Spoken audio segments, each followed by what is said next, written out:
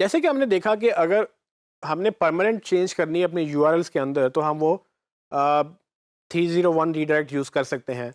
लेकिन अक्सर हम परमानेंट चेंजेस नहीं कर सकते यूआरएल्स के अंदर, तब हम कैसे उसको डुप्लीकेशन को हैंडल करेंगे। तो उसकी एक एग्जांपल जैसे कि मैंने पहले बताया कि मोबाइल स्टोर की एग्जांपल हम दोबारा लेंगे।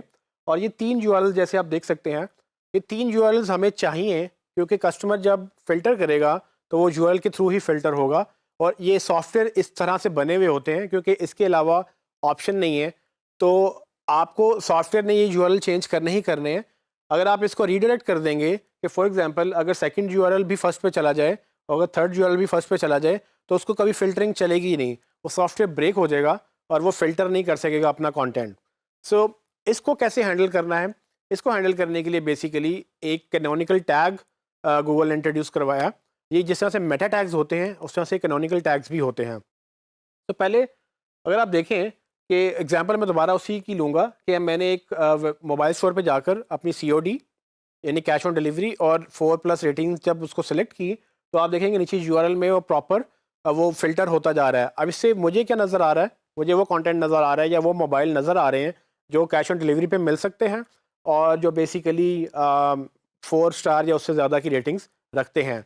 इसको इनेबल करने के लिए मुझे क्या करना है, मुझे एक कैनोनिकल टैग लगाना है उस मेन पेज के ऊपर जिसकी ये कॉपी बनते जा रहे हैं।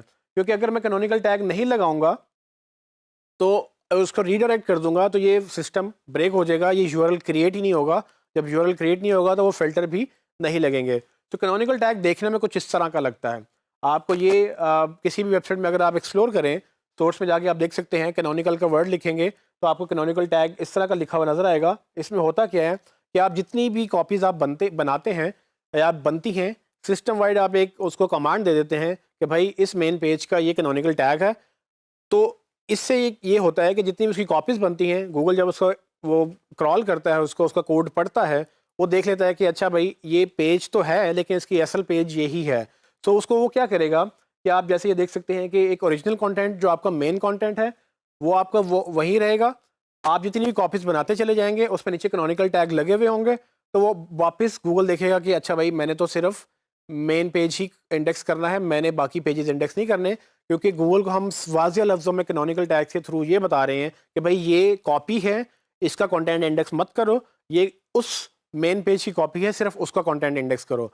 सो हम जो फ़िल्टर्ड क्राइटेरिया है वो गूगल में नहीं चाहते, हम सिर्फ स्मार्टफ़ोन्स का पेज चाहते हैं। स्मार्टफ़ोन का पेज तभी नज़र आएगा जब वो हम उसको ऑप्टिमाइज़ करेंगे। अगर उसके साथ हम मल्टीपल पेजेस उसके सब पेजेस जिसमें 4 रेटिंग्स की क्राइटेरिया, 3 रेटिंग्स का, 1 का, 5 का, मतलब इतने सारे क्राइटेरियाज बनेंगे और इतनी सारी उसकी कॉपीज़ बन जाएंगी कि वो सब डुप्लीकेट में काउंट होंगे और गूगल हमें पेनल्टी के तहत हमें रैंकिंग हमारी ख़त्म कर देगा। सो ये काफ़ी सीरियस इशू है। अगर इसको आप नहीं ध्यान देंगे तो अल्टीमेटली आप रैंक ही नहीं करेंगे और आपका कंपैरेटर आपके ऊपर रैंक कर जाएगा। सो आप अपनी वेबसाइट कर रहे हैं या किसी भी क्लाइंट की वेबसाइट कर रहे हैं, चाहे वो रेगुलर वेबसाइट है, चाहे वो ई-कॉमर्स की वेबसाइट है, डुप्लीकेट जो कंटेंट है वो क्रिएट हो जाता है, उसको आपने फिक्स करना होता है।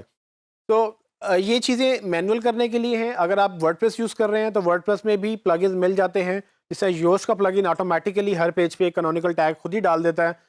योस्ट का अगर एसईओ का प्लगइन आप वर्डप्रेस में डालें तो आपको कैनोनिकल टैग डालने की ज़रूरत नहीं है। लेकिन अगर आपने फॉर एग्जांपल 2 पेजेस बनाए हैं और आप दोनों समझते हैं कि 2 डिफरेंट पेजेस हैं, थोड़ा डिफरेंट कंटेंट है, लेकिन गूगल नहीं आप नहीं चाहते कि गूगल आपको पेनलाइज़ करे उन 2 पेजेस की वजह से, तो आप उसकी सेटिंग में जाकर उस डुप्लीकेट पेज के ऊपर मेन पेज का वो यूआरएल डाल सकते हैं। ये प्लगइन क्या करेगा, ये प्लगइन आपके इस यूआरएल को उसके ऊपर एज अ कैनोनिकल डाल देगा और जब भी वो गूगल इसको क्रॉल करेगा वो देख लेगा कि भाई ये कॉपी है उस मेन पेज की और मुझे कॉपी को इंडेक्स नहीं करना, मुझे मेन पेज को इंडेक्स करना है। और जब भी कोई यूज़र सर्च करेगा तो उसको सिर्फ एक ही पेज गूगल में नज़र आएगा। सो ये एक और तरीका है डुप्लीकेशन को रोकने का, जिसमें आप 301 रीडायरेक्ट नहीं लगा सकते, वहाँ पर आप कैनोनिकल टैग से डुप्लीकेशन हैंडल करते हैं।